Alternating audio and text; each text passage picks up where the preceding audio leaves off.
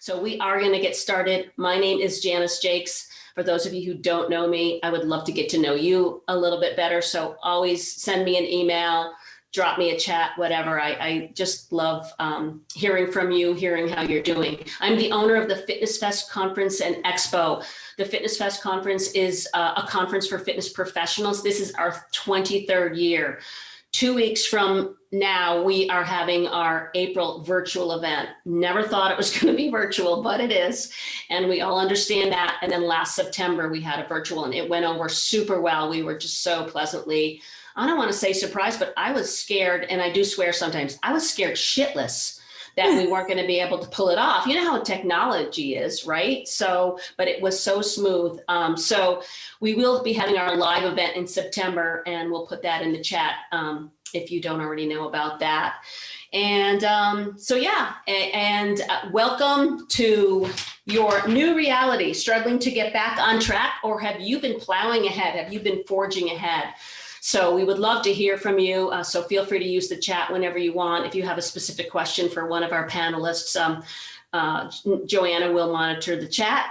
So I'm going to introduce our wonderful panelists. I'm going to just say a little bit about what I personally know about them, and then you guys feel free to say anything else if you would like to, of course, when we get started with you. So I'd love to introduce Carolyn Erickson. If you want to give a little wave, Carolyn. A lot of you probably know Carolyn Erickson. Just a little bit about my background with Carolyn. I think we've known each other for probably at least 8 years. Carolyn has been a FitnessFest presenter on and off for several years, also done Fit Expo stuff with us. We've had some different projects going on together with some different companies.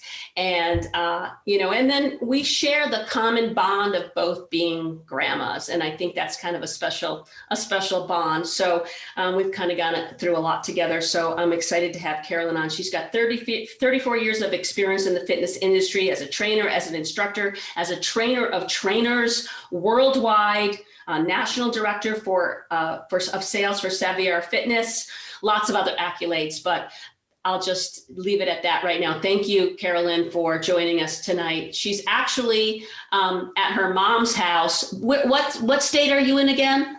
I'm in Pennsylvania. I normally would be in San Diego. Yeah. Yeah, she lives in San Diego. So she is. So she just got off a training, a teaching, and she said, "I'm going to be sweaty, but we can't tell, right?" She looks okay. beautiful. All right. So she's on. So Emily Splickle. I said it right, didn't I? Dan Ritchie said to me, she rhymes with pickle, Splickle. Okay, good, we got it. Dr. Emily Splickle. And my background with Emily is we met at FAI, Functional Aging Institute, probably 5 or 6 years ago.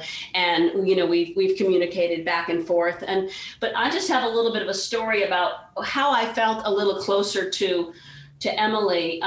If you all remember back in March when New York City got so, it gives me goosebumps, got so hit, maybe it was February with you, I don't remember, and then I found out that Emily, who lived in New York City at the time, she's now in Arizona, had COVID. And I'm like, what? How can a podiatrist, a young fitness person, get COVID? And she was really, really sick because she had, and I know more about this because my daughter Erin also got COVID around 4th of July. And so they were on one of our Fit Pro Connections and we talked about it. And it was just, I don't want to use the word fascinating, but it kind of is. And so the ordeal she had to go through physically and mentally, and how resilient and perseverant she is. And now she just told me before we get on that she got COVID again during Christmas. So I'm like, oh my goodness. So she's a functional podiatrist and human movement specialist.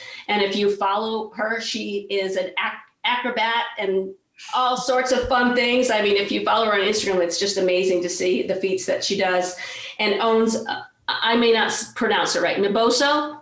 Yep.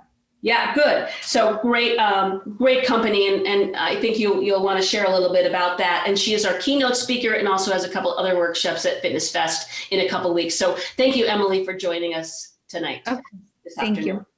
Thank you. And Chris Stevenson. And Chris, I don't know as well as I know the other ladies, but we chatted last, probably October, when you were highly recommended by Tyler Valencia and a couple other people. And then I started like seeing you all over the place. And I just had such a wonderful chat with you, because what we look for in a FitnessFest presenter is not just, I'm certified, I've been training for so many years, and is someone who's genuine and someone who really wants to help people and really wants to make a difference. And that's the feeling I got for you. And ever since then, you proved that by, oh, what can I do for you? Well, what do you want? Well, what do you know? And so that's awesome. And you own a full service consulting firm in California. You've been a fitness professional for many years, have lots of experience internationally. And you speak at Club Industry, IDEA, and URSA, and of course the fabulous FitnessFest. So, and Chris lives in California as well. So thank you, Chris, for taking. And Chris is in the Denver airport right now. Okay, this is how dedicated these people are.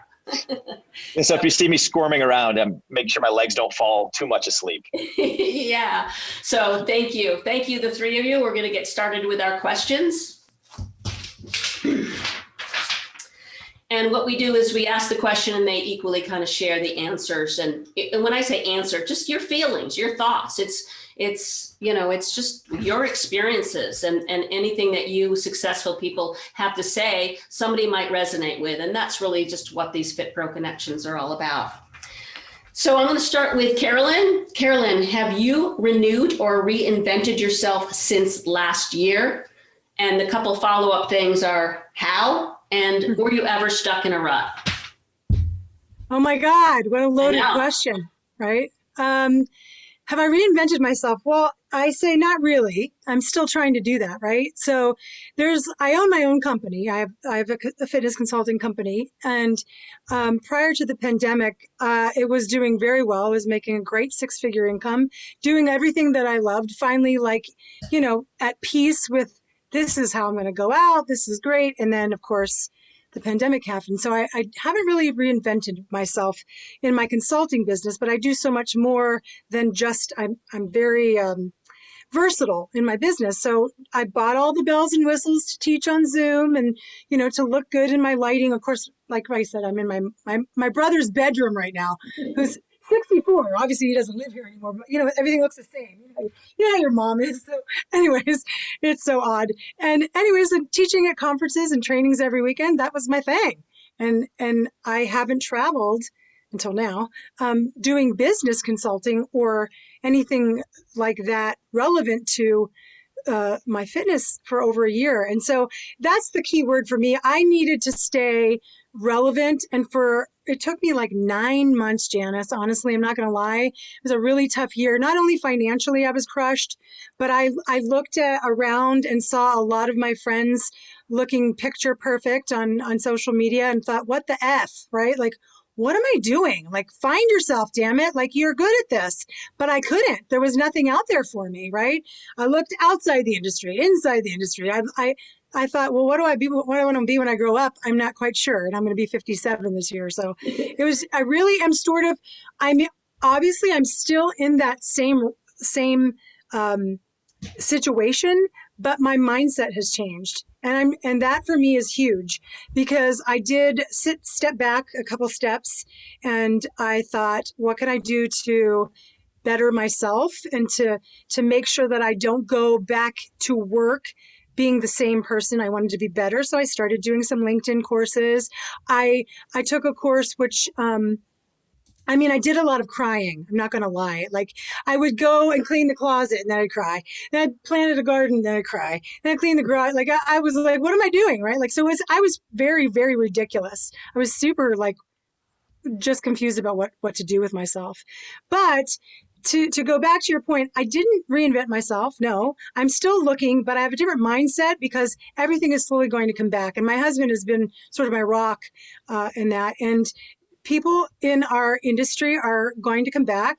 And I've also read that people that are successful often meditate and read books and journals. So not that it's going well, but that's what I started to do. Okay. Which is so not me, to sit down and give myself 10 minutes a day.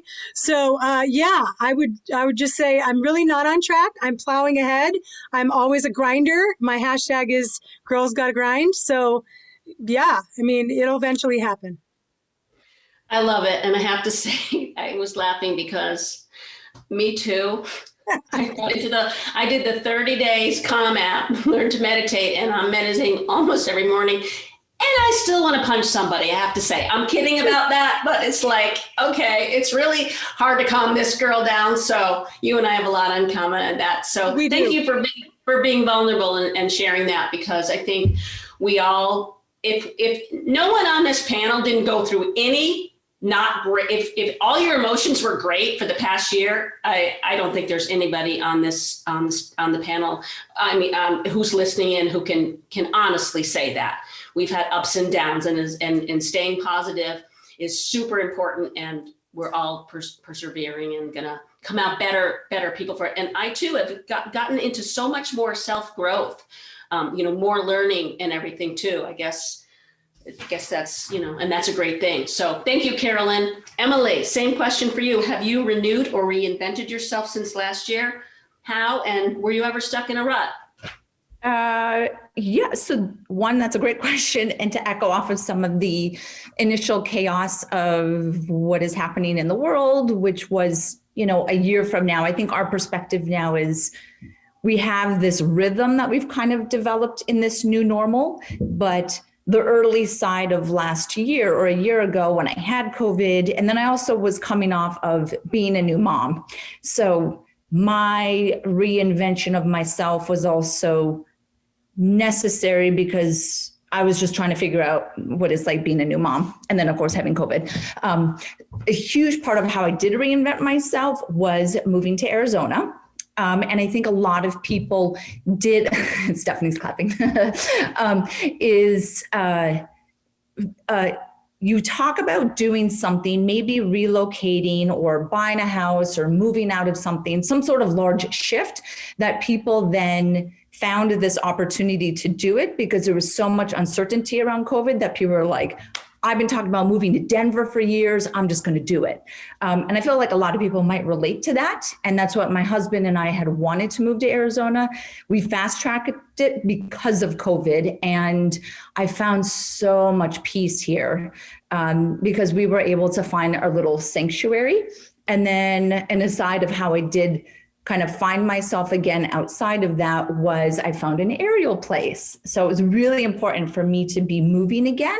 It was a calmness in the chaos or the uncertainty, partly because of COVID, having COVID, and then being a new mom. So all of that kind of thrown into it, where I think some people might have the balance of COVID and then have something else that was rocked their world or shook their worlds up in a sense. So people aren't just dealing with the uncertainty of COVID, but there's other realities of uncertainty that people deal with.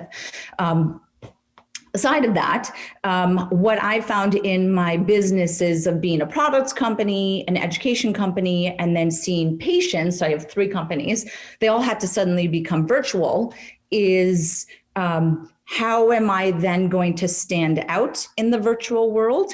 There was a sudden uptick in education and virtual education. And what I saw is that my education company blew revenue out of the water. And then the Q4 of 2020, people started not doing as much education. Maybe they ran out of money, or there was like, I did all the courses I need to do. And I remember sitting down with some colleagues in the education industry and just being like, it's kind of drying up a little bit. Like, what's going to happen in Q1 2021 for virtual education companies? And now I'd started to see a resurgence, but I had to then look back at my branding, the quality of the content I'm delivering, the freshness, the new perspective, and how I just stay engaged and relevant, knowing that it is a very competitive space now. And people's expectation for the quality of online content, I think, is a little bit higher because everyone's doing it. So that's kind of some of my initial thoughts on renewing, finding myself, reinventing, and kind of finding that balance in the last year.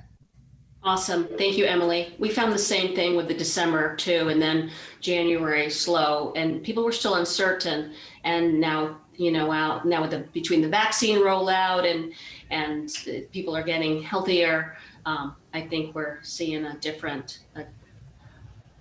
uphill all the way, right? Yes. Thank you, Emily. Chris, same question. Have you renewed or reinvented yourself since last year? How and were you stuck in a rut at all? So first of all, thank you for having me. It's cool to be in a new group, and I can tell how tight you guys all are as a small community. So it's kind of cool to be the new guy. But just a little bit of background. So I owned and operated 2 different clubs for almost 20 years. One was a studio model, and then one was a full service health club. And I ironically got the opportunity to move on into full-time consulting and speaking right before COVID hit. So obviously being in the brick and mortar business, it was the luckiest thing that could have ever happened. For me personally, and everything started to pick up and go crazy. And then a lot of the international work I do is in the UK, and we were working with a brand who wanted to partner with us to bring their brick and mortars to this country. We had the deal teed up. I had spent every waking hour of every day for months, negotiating, getting it done. And then of course, COVID goes into full force and the world shuts down. So I felt like, wow, there goes all international presenting, this massive brick and mortar deal we were working on. And when you talk about a rut, it was probably the worst rut I'd ever been in my life. Everything's just immediately taken away, all this great potential to make a massive impact, on our industry, and it was gone. So I did what a lot of people did, all this silly COVID stuff. Like I grew a ridiculous handlebar mustache and thought I was funny and stayed in pajamas all day and built puzzles. And my family loved it. They did not. But, so I kind of fell in this rut and I was listening to a panel one day, and there's a gentleman on there, very average fitness professional, but he said something and it just resonated. He goes, you got to focus on what you can do, not what you can't. And that simple statement just like hit me like a ton of bricks. And I was like, I've been doing this wrong. Here I am in self-pity, thinking about what could have been. Okay, so we can't do that now. What can we do?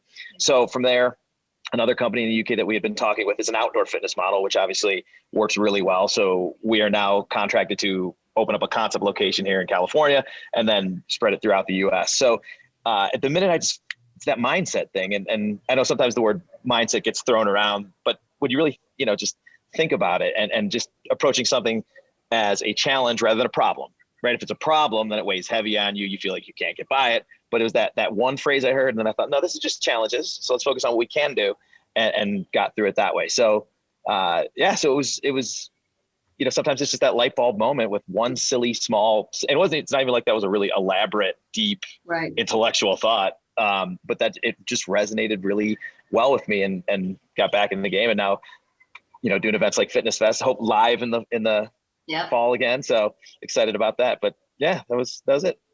Great story. I can resonate with the things you said too, Chris. And mindset it's not over, that word is not overdone. I don't think it's really what it is all about. And those of us that are listening in or in the panels, we are successes, whatever that means to us individually, like content, happy, maybe in the hole in the bank account, whatever, but it's because of our staying positive in our mindset. And that is what it's all about. So, we just did a 10-week goal attainment program. My colleague, Journey Reeves and we talked so much about it. And the more we talked about it, the more you just really understand how true that is it's all about your mindset. So anyone listening on, stay positive. The challenges, like Chris and Emily and Carolyn said, like you just turn it around, like figure out how to turn it around. And the answers are there. The opportunities are there. The options are there. The answers are there. And maybe it takes someone to give you a little push or a little kick or something somebody says, like the guy Chris was listening to go, oh, okay. And if it can be any of us, I know we would all like to help as well. So yeah, great. Moving on, number 2, and we're going to start with Emily. What are some tips to setting priorities and staying focused on what is important? So what I do, and I think that was part of a panel that I did with you before, was kind of what are these key things to ensuring productivity and whatnot. I am a huge list maker, and my list is definitely based around must accomplish like must do this today. Like I will not go to bed or I won't leave the office until I do this. Should would be the next one. And then like, yes, if I have extra time, but I could totally show you my desk. I'm a like messy, organized person. There are Post-its all over my office and my staff makes fun of me. But I think that just prioritizing what you want to accomplish in your day is really important. And if that is through actually physically writing something down, then that's great. If you are more of an app and a tech person, which I'm not, then use those for reminders. Another key thing that I have realized that helps me to stay focused and accomplish things is that as soon as I have a conversation or I'm triggered to do something, I do it right away. Otherwise, we all get super busy and it doesn't get done. So if we were making a lunch date, Janice, I would literally have to put it into my calendar right away. And I just get into that habit of doing that. And then, you know, I try to spend time pulled back, kind of just a mindful analysis of where I am and where I want to be and what needs to be done. That could be when I'm walking my dog at night or something like that, because we get so stuck in the day-to-day flow. And I encourage those that are listening, are you just kind of reacting to your day, or are you pre-active in anticipating your day? And I try to come in my office every day in a very pre-active, anticipated mindset that I know what's going on, versus opening email and then it's like 5 hours and all I've done is respond to emails. So I try not to be reactionary. Those would probably be my couple big tips or recommendations. I love it. Yeah. And we did, now it's all coming back to us, right? We did talk about that at one of those many FitPro connections. And yeah. I love what you're saying. And again, back to this goal attainment program that we're doing. And it's taught, even though I was in charge of it, it taught me probably as much or more than everybody else, and setting priorities. And we talked about distractions, and like, I don't know about everybody else who's listening, but I like my phone. God forbid, should I be without my phone and look at it for 30 minutes? Like, I'm really that important? I don't think so. So I have to actually turn my phone around, not look at emails, set my priorities. What's number one? I'm going to do it until it's done, or until I'm satisfied with the progress I made on it, and then move on. So a little different about what you're saying, but it has some similarities to what you're saying. So, and I actually have one last thing. I can't read my own handwriting. I wrote notes and I can't even read. You and I are alike in that way. Okay. So for anyone who's listening who does content or is going to create a new workout or write a book or write a blog, is I schedule things so I have no choice but to do it. Like, I will announce to my network and be like, hey, new course is coming out in 2 weeks. I'm like, shit, I have to write it. Like, right. So there's this kind of accountability that, with the chaos and maybe working from home for certain people, I just schedule things. I have a videographer coming to our office next Tuesday. I don't know what I'm filming yet, but I will make sure I know when he's here on Tuesday morning. So that's another tip that I found. Yeah. Well, since it's scheduled with something like a videographer, you know you're going to have to be ready. So you're going to figure out how. Exactly. Exactly. All right, Chris, what are some tips to setting priorities and staying focused on what is important for you? So I use technology for my schedule, but I color code it based on the responsibility. So I know if I don't see enough of a certain color, I'm not doing enough. So it's just like many of you guys, I'm pulling a bunch of different directions between consulting, presenting, my board of directors work for URSA, my new company, the other company that we're going to be working on next year. So I've got all these different things. And then my personal time. So for my own health and exercise and meditation, those sort of things. And then for my children that I'm spending enough time. So I color code everything. So at a quick glance, I can look at that and see, okay, there's too much blue, which means I'm doing too much of this or too little of this. So it's just an easy gauge. And then I also, when there are time blocks, because just like Dr. Splickle, which by the way, the pickle thing, I will never mispronounce your name now. So that was fantastic. Because I guarantee I would have butchered it. But with blocks of time, I also make sure that I sort of audit to make sure that I'm actually doing what I intended that time to be for. So occasionally I'll do that full day audit, every once in a while, the spot check, and make sure that I'm on track with that. And then to kind of add on to what Dr. Splickle was saying, I also have the quadrant where you have important and urgent in one corner, not important, not urgent, urgent, and important. And then I'm kind of messing that up because I'm trying to pull it out of my head in the airport, but you break into those quadrants. So if something's urgent, important, has to get done today. If it's not urgent or important, when I really look at the task, just throw it away. And then there's not urgent, but important. I know that I got a project plan that versus important, not urgent. So working in that quadrant helps me prioritize what my tasks are, because again, we all have so much on our plates that it's very easy to let your life run you instead of you running it. So between that really dialed in schedule that I audit and using that quadrant to make decisions on what needs to happen and when it needs to happen, that really helps me stay effective when being pulled in so many different directions. I love it. I love the color coded stuff, but you do this is a digital thing, not Crayolas, because Crayolas might work good for me.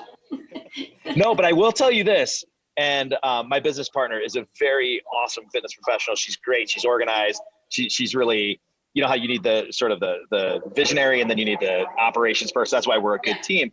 But she's always used this thing called Clever Fox. It's like a little journal.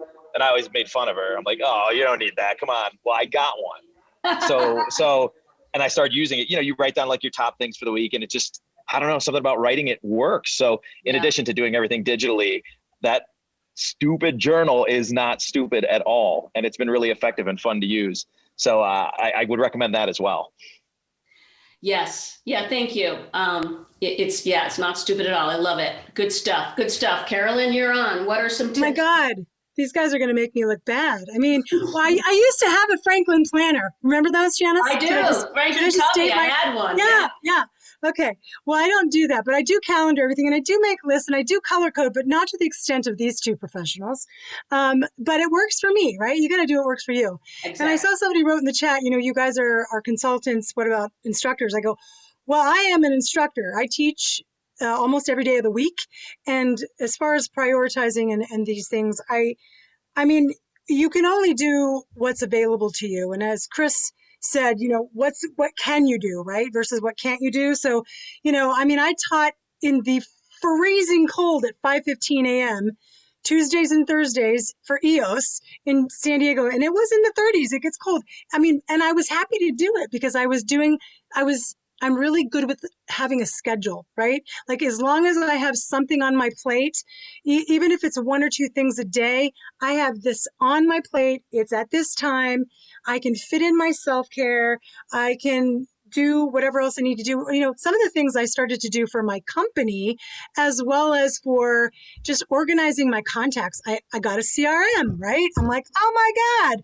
Instead of my Gmail being my, where my list, quote unquote list is, I started using a CRM and organizing myself because I just let that shit go, being that I have a lot of contacts, and then finally you just stop doing the things that you used to be so good at. And so I did that for myself. I've learned not to compare myself to other people, and I've never been one to do that. I can honestly say I've never had a confidence issue. I just don't let that kind of stuff get to me. I never have, except during COVID. I'm like, where is this coming from? This is new to me. I just don't usually let that in. So I found that had to be a priority, even though that was never a part of my life ever before. It was during COVID. And so I got rid of that. In an industry that's so selfless, I had to start learning to be selfish because I, again, didn't do self-care. Didn't do that for myself. Family became even more important than it was before. I got a COVID puppy. I find gratefulness in the small things, in walking, taking the dogs for a walk, or whatever it is. I'm learning to be grateful. And I don't know if that comes with age or the situation at hand or what, but it really was a newfound feelings for me this past year. And I call them now priorities because even though things that are going to get back into what supposedly are going to be normal, I don't want to lose what I learned about myself. Right. And to Janice's point, somebody's going to say something to you that's going to light your fire, that's going to just brighten your soul, and something's going to work for you. But maybe Chris and I and Dr. Pickle, or Dr. what is it? Maybe she says something that that you go, okay, I can resonate with that lights me up. And so maybe one of us, it'll work for you, but you really gotta try new things to figure out what really works for you. And so you can prioritize. And so, yeah, I think all of that in a nutshell. Okay, great stuff. Great stuff, all three of you. Okay, I'm now spotlighting, so cancel that. Let's see. All right, so next question. What are some of the biggest struggles you saw for fitness trainers and instructors over the past year? And we are going to start with you for that, Chris. Well, I think, the obvious thing is work, right? I mean, with gyms being shut down and with the guidelines, it's just getting the job done. And then all of a sudden having to figure out, am I going to pivot outside? Am I going to pivot virtually, and staying up on all of that stuff, I think has been the biggest challenge. And the one thing that I've seen with clubs that I've worked with and individuals that I've worked with is whatever you choose to do it well, do it intentionally. Online training or online group exercise shouldn't feel like, well, we're here on a Zoom because we can't be inside or we have limited numbers in classes. You want to create a great experience. So you want to make sure that you are investing in the right equipment. And I'm not saying you got to break the bank, but good sound, a good mixer, good microphones, nice professional looking backdrop in the background, especially with so many things out there that you're competing with, right? Including, super funded companies like Apple Fitness and Peloton. And the Peloton, right? Yeah. I mean, so same thing with outdoors. That's what I love about our new brand is it's intentionally outdoors. So it's not, again, like, well, I threw some stuff in the parking lot just because we can't be in. That doesn't feel like a service. Now we want to create something where people can choose to work out inside or outside. They choose to work out with you virtually, or they choose to work out with you, indoors in person. So whatever you do it intentionally. Now, the one real positive I think that's coming out of this, and it's kind of hard. I think Carolyn earlier said, we're in a selfless industry, right? And you guys as Fit Pros, you give to people. It's just sometimes too much, to be honest with you. Remember the last time you asked a lawyer for advice and they gave it to you for free? No, right? It doesn't happen. But somebody asks you about your fitness and you're like, oh, listen, here's a great hip flexor stretch. Do this 3 days a week for 10 seconds and hold, and then do this one. And here's how we strengthen the glute medius. We give all this stuff for free, right? But one thing I think that in the bigger picture we've seen is health clubs in the past have seen a Group X instructor as a line item expense. They don't realize necessarily, it's like Group X, that's an expense for us. They don't realize what Group X instructors do for retention and people getting results, coming to the club more often. But now they do, because when everything's shut down, you guys were the ones reaching out, making the connections, keeping people connected to their facilities. So now I think as instructors, you're more appreciated, and going back in, as long as you understand your value, they will now too. So I think it's going to eventually, as things open up and gyms become more financially stable, you're going to start seeing that you're going to get paid more because people are going to see your value. So that's sort of the upside of prior to it. I don't think people really appreciated the personal training and group exercise the way they should be appreciated. And COVID proved that, hey, we're the glue, because you can get treadmills and put them in your garage. You can do all of that stuff, but we need your expertise. And that's the other thing I think to before I shut up, remember what you sell, right? You sell your expertise. And I can deliver that virtually. I can deliver that indoors. I can deliver that outdoors. You don't sell the facility. You don't sell the room, the space, the equipment. You sell your expertise, your motivation, you holding them accountable. Remember that. Know your value. You guys are so valuable. You said it all right there, Chris. That just makes me almost want to have, tears, because that is so true. That's so true, how valuable the group fitness instructors are and the trainers, but that cohesion. And afterwards, I know I did it too. Like I had everyone's emails, and I kept, try to keep in touch with them because they had nothing. And connection is part of it. It's not just the exercise itself. Sure, we all need movement, but that personal connection, and if we needed to do it on Zoom, okay, but keeping in touch with them, and yeah, that's awesome. Thank you, Chris. Carolyn, what are some of the biggest struggles you saw for fitness trainers and instructors over the past year? Oh my gosh. Yes, the pivoting. I think I pivoted 73.2 times in total.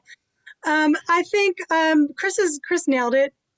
But there's a part of that I go, either your clubs realized how amazing you are and how valuable you are, or they didn't. And I've got clubs here in San Diego that realize the value of trainers in Group X. and clubs that don't realize that. And it baffles me that if, like, some of them have not offered anything virtual and haven't opened the parking lot, it's too much trouble to move equipment. I'm like, are you kidding me? Do you really think that people are twiddling their thumbs, sitting around waiting for you to open? Because they're not. They've actually now are gone virtual with somebody else, right? So there is that they either value you big time coming back, or they didn't. And then you know what? That's how you know to move on. And I learned that because I didn't think that was even going to happen to me here in San Diego. And I clearly saw it. I think the important thing now is to realize that some instructors really did struggle a lot at the beginning, and then they adapted. I did spend a lot. I bought the mixer, I bought the mic, I bought the bells and whistles, and it was worth it. I needed to step out of my comfort zone. I didn't want to. I'm like, I'm too old for this shit. I don't, I said a lot that I wasn't going to do it, but I thought, wow, I want to be relevant. I want to still come back and feel that I can inspire people. And even though I miss the camaraderie and the touching and the community, and I feel like I'm watching the Brady Bunch every time I'm teaching Zoom, I got to do that still, because it does make me have some touch points. It makes me feel like I still am motivating people. And so I do that. And now I'm teaching in the clubs, and some instructors aren't coming back because they're so successful online. They didn't realize it was going to happen. A lot of instructor friends that I have aren't even going to come back because they're making way more money online. Who would have thought that, right? So I think now, I miss it. I really stocked up my music. I bring my A game every time I go in to teach. It just has made me really appreciate the gyms that I work at as an instructor. And, there's a lot of work. We have a new title when we go back. We're not just teaching now, we're cleaning, we're making sure the sanitation policies and procedures are in effect. It's a lot different now. And if you're accepting that role as it is, then you should go in with your chin up and ready to roll. That's how I feel. Exactly. I love it. Great stuff, Carolyn. Thank you. Emily, what were some of the biggest struggles you saw for fitness trainers, instructors over the past year? Yeah. So what I've seen in a lot of my friends, so I have a very large personal training group X network in New York City, and those were just so many of my best friends, is I saw their response to COVID and everything shutting down, especially New York, things shut down so much longer, is suddenly you had trainers and instructors who were employees of large corporate facilities, Equinox, 24-hour fitness, Lifetime, things like that. And then suddenly they're thrown into being an entrepreneur, that they are sole proprietors, or they're just like, oh, okay, now how do I do this if I have never taken any skills or learned how to be an entrepreneur? I didn't want to have my own company. I was an employee of 24-hour fitness. So that is definitely the adaptability of those individuals who embraced this new thrown on them entrepreneurship. But for those that are or did or still are kind of shaping that, is really owning it in the way that Carolyn said, that some people really owned it. And they're the ones that probably didn't go back to teaching in a corporate facility or commercial facility because they're making more money. What did they do that allowed them to make more money? Did they make sure that they're staying in contact through email lists and newsletters, and they signed up for a Constant Contact or MailChimp or something? Did they define their brand? Did they call themselves something? Did they start, Dr. Emily Fitness Incorporation or something, and really define what that is, and then start a different social platform perhaps, and a YouTube for that company and that brand versus you individually? And then did you develop a website and just kind of really develop and own the fact that you are now an entrepreneur versus this commercial employee?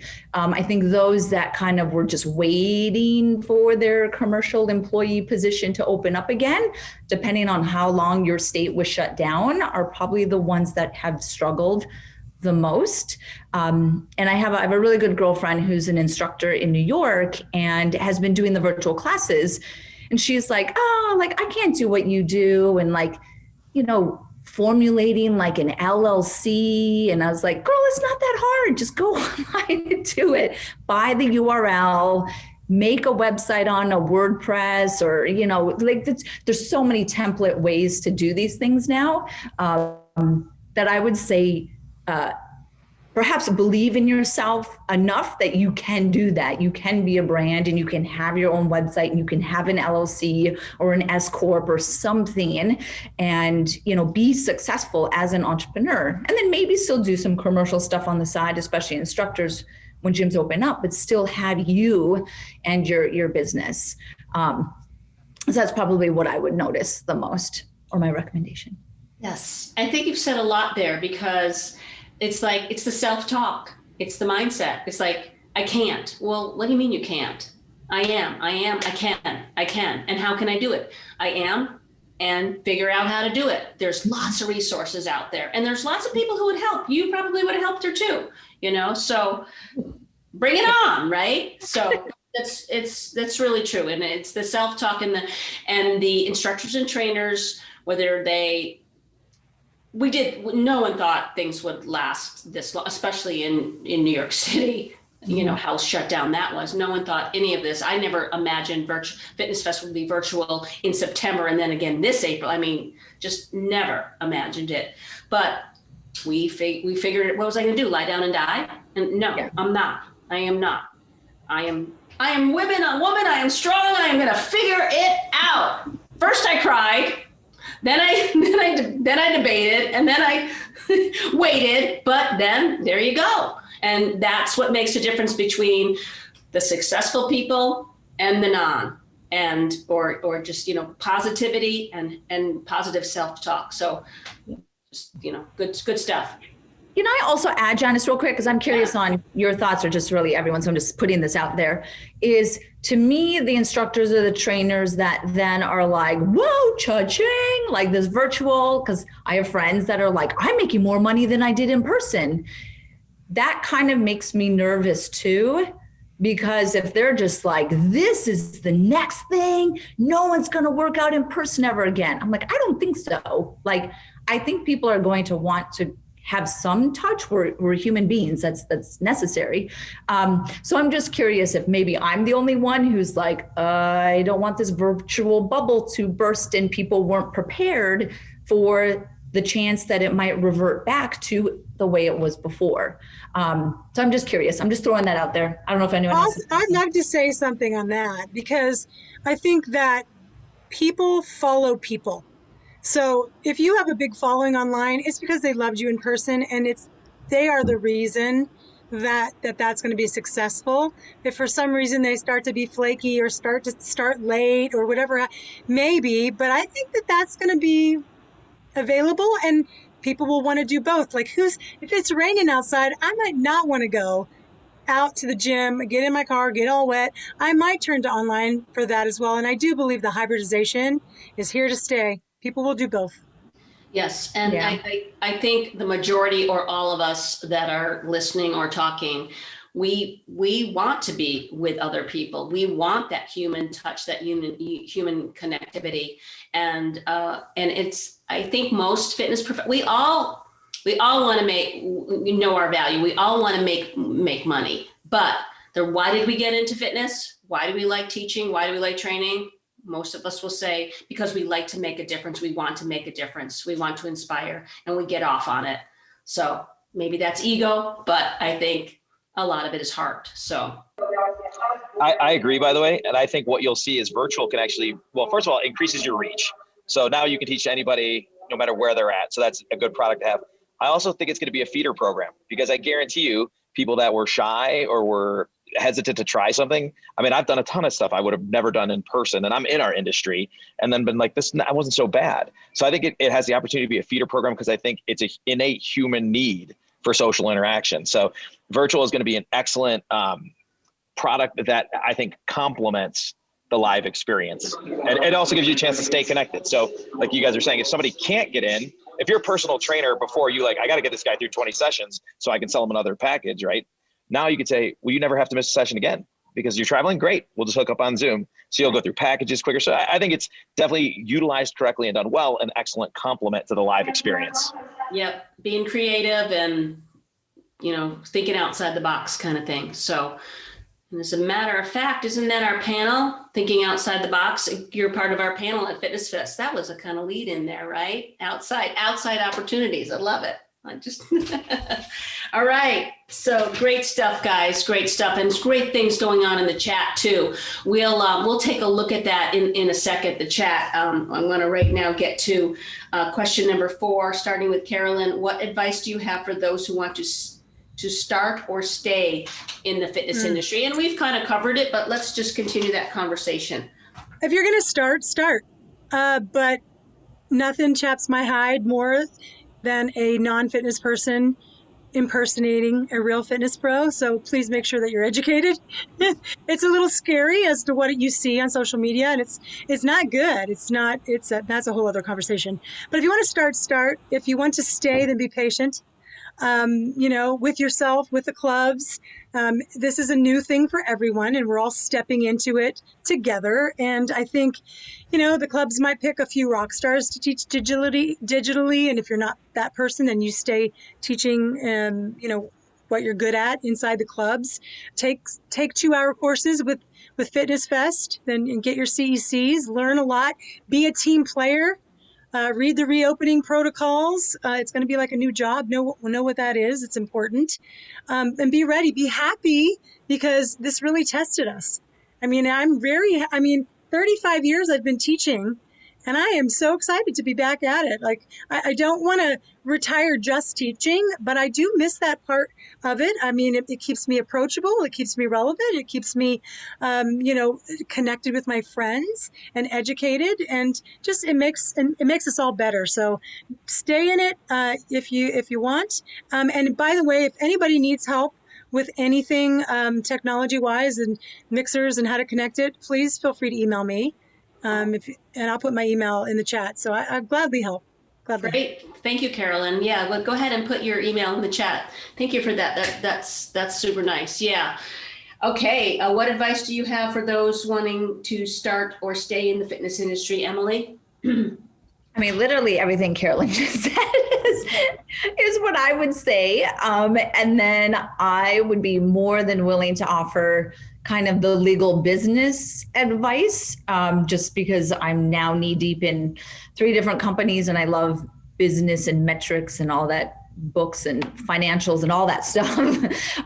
So yeah, I am more than willing to help people. And if there is any hesitation on how to shape that entrepreneurial side or content delivery, or to stay engaged, and the difference between, social, YouTube, e-blast, podcasts. I love content and I love content delivery. So I'll put in my email so that people can message me, or just message me on social. And yeah, just do it. This is the time. I love fitness as a career shift, when people do it as like a second career or a new career, because it is such a rewarding, purpose-driven profession. People go into it for a reason. It's either changed their life and they're trying to change other people's lives. So I love it. I will be a fitness professional until I can barely walk anymore. I love it. Well, exactly. We do go in it with a purpose. And I see an awful lot of new instructors and new trainers, because I follow different Facebook groups like the ACE and the NASM. And I'm like, oh, I just got certified. I'm like, great. And I think one thing that COVID and the pandemic have taught us is that what's life really all about? Do we really want to stuck in a job that we do not like, that gives us no meaning and no purpose? So maybe that's why people are always new getting into, but then you kind of wonder, like, why are they getting into it new when everything's shut down? And because they want to change their lives. They want to make a difference in other people's lives, which will change their lives. So there's a lot of opportunities in the gyms, inside, outside, virtually everything. Arizona in particular, Emily lives here, like everything's open up like crazy. So yeah, New York's a little slower, but I'm sure they're starting to open up too.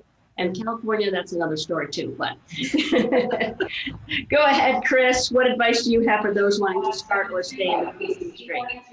So, and kind of piggybacks on what all of you guys are saying, the know your value, you don't help people lose weight. You don't just help people get stronger or more fit. That changes your entire life, because when you feel good and you have more energy and you sleep better and you look in the mirror and you like what you see, all of that, you're better for your job, you're better for your family, for your relationship. We dramatically improve the quality of people's lives. So in know that for certain. And then one thing that was interesting that Carolyn said was, some clubs are like, we totally get you now and we appreciate you. And other clubs are like, we still don't care.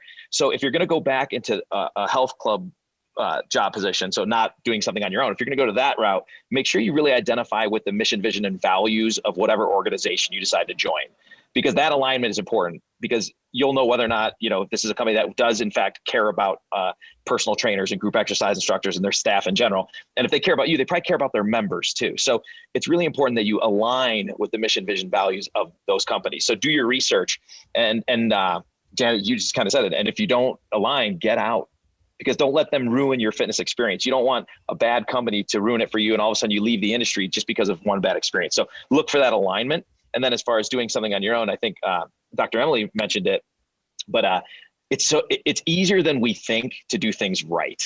GoDaddy has a really easy web design platform. It's like $200 a year, and you can go in and create your own website, and it's attached to a marketing newsletter, so a CRM built in. And there's other services too that do that as well. But there's some very inexpensive ways if you just do a little bit of research or reach out to your FitnessFest fam, right? And utilize these resources and stay connected. Sometimes I think it's like a badge of honor to do something by yourself, right? No, I'm going to do this myself. I don't need help. That's not a badge of honor. It's being dumb. The best thing you can do anytime you need anything is to reach out to your network. So, we've all put our contact info in there. If you have any questions at all, hopefully I can speak for you guys and say to reach out if you have questions or need advice. But it's easier than you think. And sometimes it seems overwhelming, but when we talked about best practices earlier on scheduling and tasks and lists, that's all you do is you kind of write it out, project plan, got to finish this task by this date. Here's who's going to do it. So although it can seem overwhelming, if you really break it down and use some of the stuff you learned today, you can really be a very successful solopreneur and do some incredible things in the fitness space.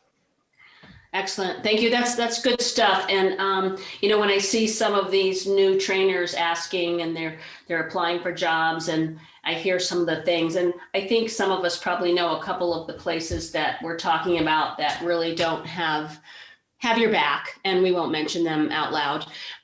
But it's sad to see that, because as an industry, we're really, truly so people need us more now than ever. And I've said that so many times, but it's so true.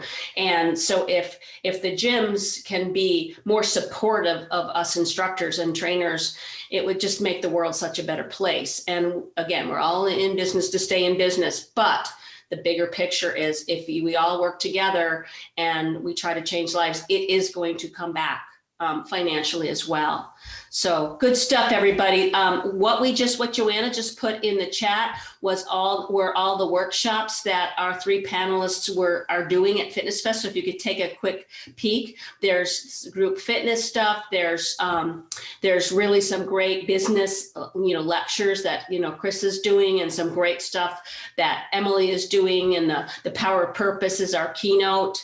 And let's see, and Carolyn is doing Age to Perfection and Extreme Hit Chaos. Chris panel is Outside the Box Opportunities. And then it's all about the experience. And that's what you and I talked about last fall, is like it's experience. Better referrals, retention, and revenue, but the customer experience, the human being experience, really. We really just need to get back to that in humanity. So, and then Emily, and I'm going to massacre this, well, first of all, the keynote, the Power of Purpose, which will be so inspiring. And we all need this inspiration and motivation. So that's included in your weekend. If you're not already signed up, Joanna's going to put in the chat the website and a $50 discount. And then Emily is also doing stress and how do you say, polyvagal? Yes, sorry, I was muted. Polyvagal theory. Polyvagal theory. And this is a great one. Fall risk, they're all great, but fall risk, sensory stimulation, and perception of self. So great stuff. We've got a great weekend lined up, and we're so excited that these three are going to be part of it. Joanna just put in the chat the code, but you can always reach out to me. I'm going to put my email in here as well. I love to hear from you guys, and those of you who know me well will definitely attest to that, I hope, because I just love connecting whatever way we can connect. I love helping. I would also love to help. I've been in business for over 30 years.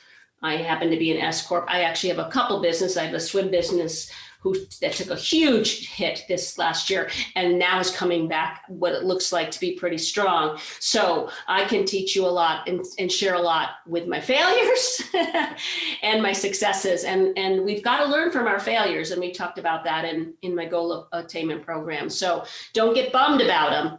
Take the experiences from that and move forward and learn from it. So again, it's part of that is the mindset. I think that's the name of the game. So let's see. Let's see if anyone has a specific question for any of our panelists or for me individually. It is 5 o'clock, so we are going to respect everybody's time. So we're going to wrap it up in the next couple of minutes. But if you have a specific question, let's see the chat. And I will do a follow-up email, by the way.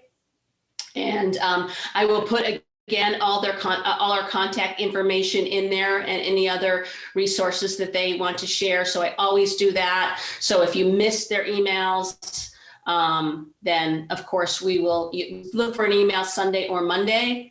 One more thing. I know we've got a couple of people on. I am actually doing an in-person, in the pool, live, real people, real water, not digital, not virtual, May 23rd in Chandler, Arizona, an all-day aqua. There, Joanna just put in the chat, May 23rd, Chandler, Arizona, an all-day aqua event with Connie Lagerhausen and myself. Lots of really great stuff.